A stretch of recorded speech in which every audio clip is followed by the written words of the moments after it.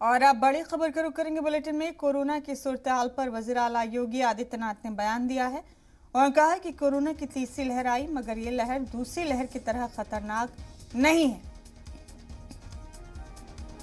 बड़ा अपडेट इस वक्त आप देख रहे हैं। वज़ीर आला योगी आदित्यनाथ ने कोरोना की सूरत-ए-हाल पर बात करते हुए कहा कि कोरोना की तीसरी लहर आई है, लेकिन ये दूसरी लहर की तरह खतरनाक नहीं।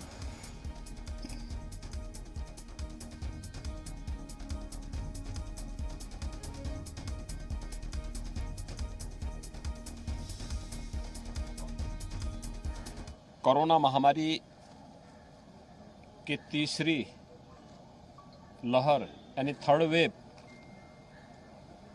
आ चुकी है, लेकिन सेकेंड वेव की तर्ज पर उस तरह से खतरनाक यह थर्ड वेव नहीं है।